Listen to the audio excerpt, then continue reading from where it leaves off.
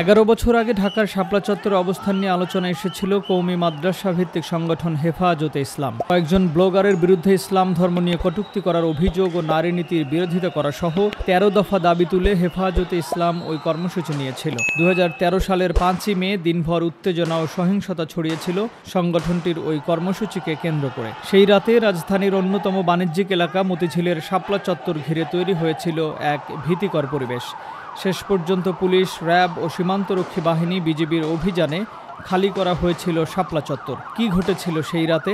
রাজধানীর মতিঝিলের শাপলা চত্বরকে ঘিরে 5ই মে হেফাজতে ইসলামের শান্তিপূর্ণ কর্মসূচিতে মধ্যরাতে বিদ্যুৎ সংযোগ বিচ্ছিন্ন করে অন্ধকার রাতে ঝটিকা অভিযান চালায় র্যাব, পুলিশ ও বিজিবির 15 থেকে 20 হাজার সদস্য। দৈনিক বাংলা ও ফকিরাপুল মোড় সহ 3 দিক থেকে অপারেশন শুরু করা হয়। পরে একযোগে অত্যাধুনিক অস্ত্র দিয়ে অসংখ্য গুলি, টিয়ারশেল ও সাউন্ড গ্রেনেড নিয়ে নৃশংস বর্বর ও ইতিহাসের জঘন্যতম হামলা চালানো হয় হেফাজতে ইসলামের কর্মীদের উপর। তখন ইত্তেফাক মোড় ঘিরে রাখে র্যাবের শত শত সদস্য।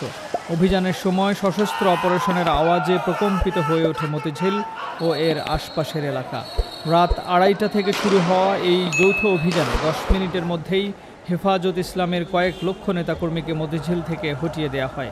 এ সময় তারা যাত্রাবাড়ি ও ডেমরার দিকে চলে যান।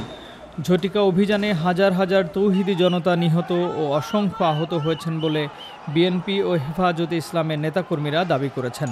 Timeline desk, Dhaka.